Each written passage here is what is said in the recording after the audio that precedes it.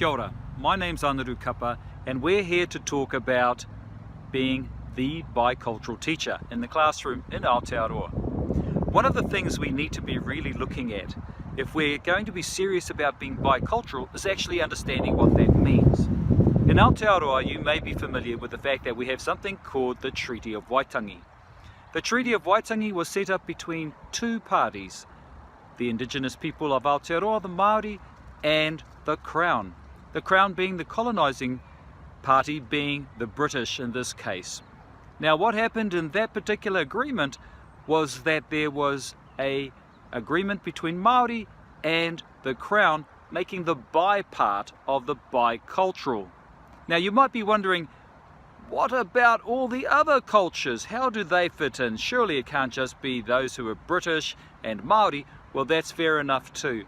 What happened was that the Crown understood that the Māori, being the native people of Aotearoa, had specific rights to be able to access their own education, their own ways of living, their tikanga, and the British citizenship rights that they also received under the Treaty of Waitangi.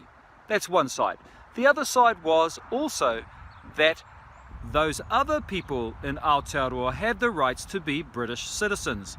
Therefore, whether you were French, Dutch, Samoan, or any other nationality, Filipino or Chinese or Italian, when you arrived to Aotearoa, you had the rights as a British citizen to the rights and privileges of those people when you become a citizen of New Zealand, Aotearoa. That's why we can be both bicultural and multicultural at the same time. Now what does that mean for us when we're in the classroom? That's a very good question.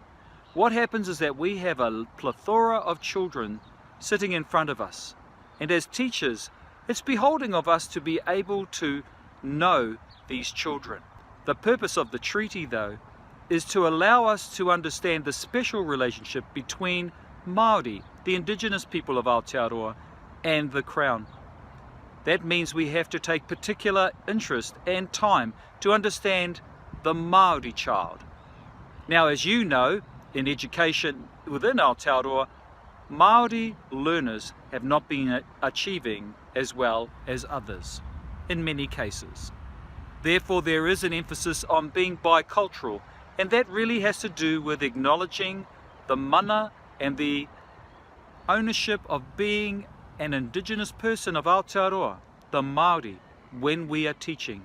And there are some simple things we can do to enable the Māori learner to achieve and enrich all the others who are present within the classroom environment. I hope this has been helpful. I look forward to seeing you in the next video. Ka kite.